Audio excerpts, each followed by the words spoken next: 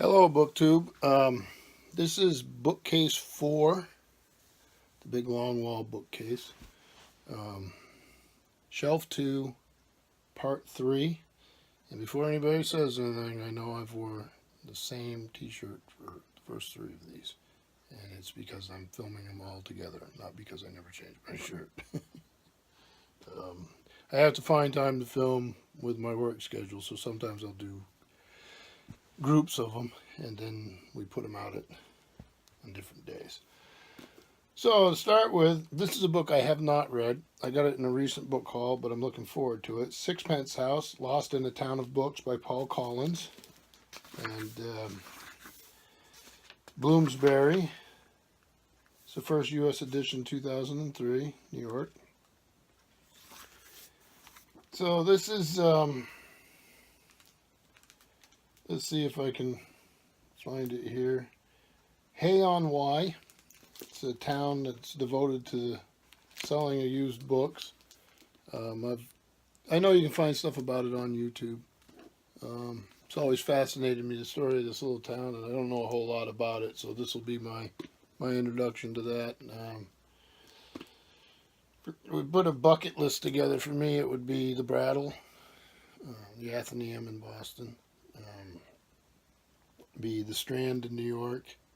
It would be Powell's Books out in Oregon, and it would be Hay-on-Wye, and a few other things too. So,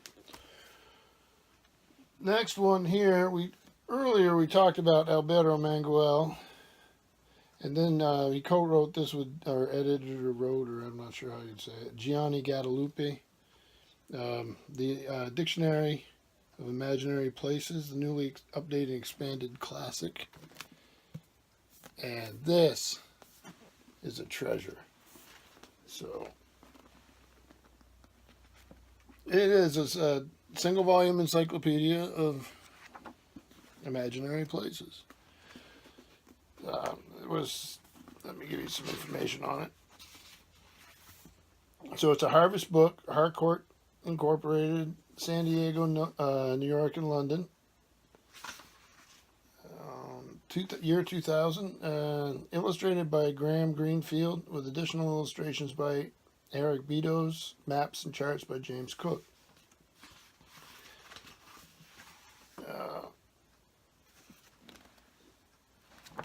If you write, I would think if you wrote fantasy, or I mean, because they'll have Middle Earth in here, obviously, and places like that. But also, if you're a poet, I like to write poetry, and I've used stuff out of here in my poetry.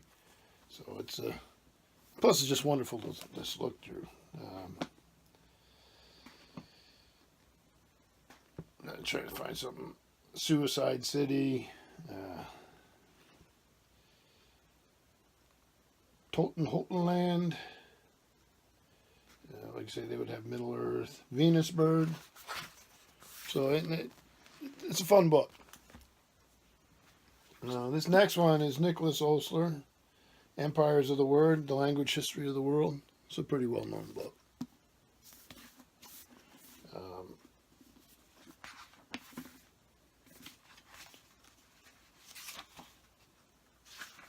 This is Harper Perennial, New York, London, Toronto, and Sydney. 2005. And it's just what it says. It's a language history of the world. Fascinating stuff.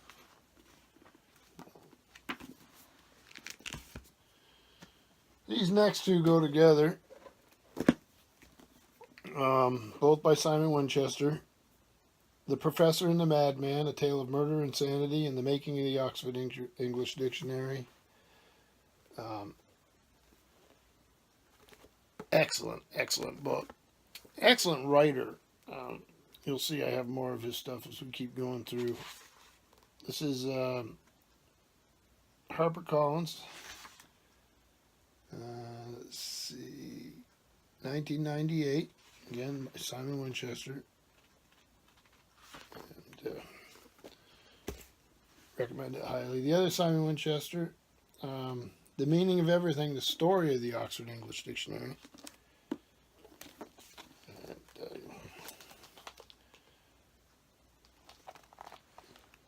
Look at all those slips with words on them. I'm one of those people who can sit down and read the Oxford English Dictionary at random. And I know other people who do the same thing.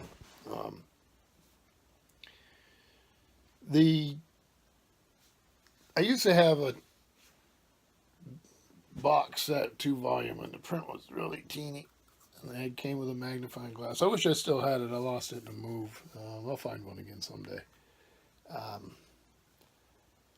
If you look at the closing credits on this, on my videos, you'll notice that one of those words is unfamiliar, and it's a bit of a joke from the Oxford English Dictionary, but nobody's mentioned it so far.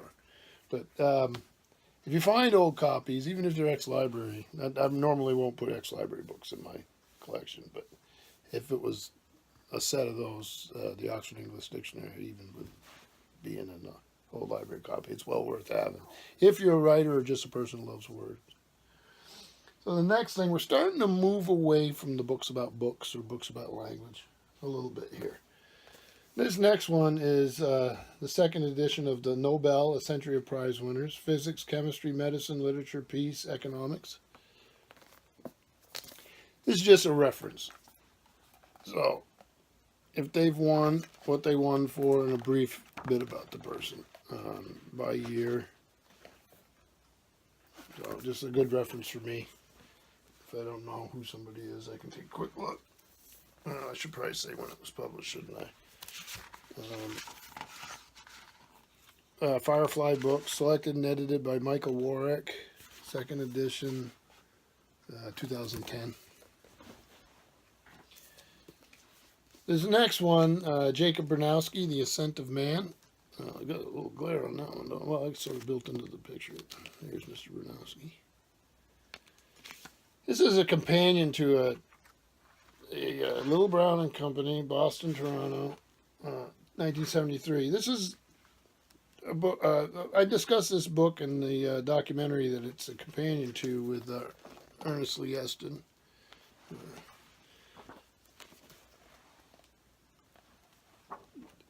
It was a series I loved, and it's a good history of ideas and technology and wonderful series. I think you can watch it on YouTube. So it's The Ascent of Man, Jacob Bernowski. This next one is The Seekers. It's actually the 3rd volume in Daniel J. Borston's series of books. It started with The Discoverers, and then they had The Creators, and then The Seekers, the story of man's continuing quest for understanding his world. I don't have the first 2 volumes anymore. Again, lost in a move. This is copyright 1998. Random House, New York. Books I really enjoyed. I really need to get volume 1 and 2 again to complete the set. When they came out, I read them and loved them. Haven't picked them up in years. And then to go right back to Mr. Bernowski, who we just saw on The Ascent of Man. Him and Bruce Maslish did a book called The Western Intellectual Tradition. From Leonardo to Hegel. Let's see. Harper and Brothers, Publishers, New York, 1960. So, an intellectual history. The book is a study of the development of ideas from the Renaissance to the opening of the 19th century. It's an intellectual history in the largest sense, not confined to one or two or a few fields, but covering the whole spectrum of Western intellectual activity during the 4 centuries when the world was transformed from medieval to modern. Really like this book. Like, here's a chapter I'm on this. Really good book, and you probably should be able to find this around somewhere. And as you can tell, we're starting to move into philosophy. And here's a old standard, Bertrand Russell, The Wisdom of the West. See if I can get that without too much glare. This back just looks the same. Wisdom of the West, Bertrand Russell. Editor, Paul Folks. Designer, Edward Wright. With 10 compositions by John Piper. Crescent Books Incorporated. Over here it says a historical survey of Western philosophy in its social and political setting. So you have a prologue, you have Before Socrates, Athens, Hellenism, Early Christianity, Scholasticism, Rise of Modern Philosophy, British Empiricism, Enlightenment and Romanticism, Utilitarianism and Sense, Contemporary, and an epilogue. Illustrated throughout. Obviously from the point of view of Mr. Russell, who I have more books by. So now we're starting to get into a little bit of philosophy, but that was the third part of the second shelf of the fourth big wall bookcase. Thank you, BookTube.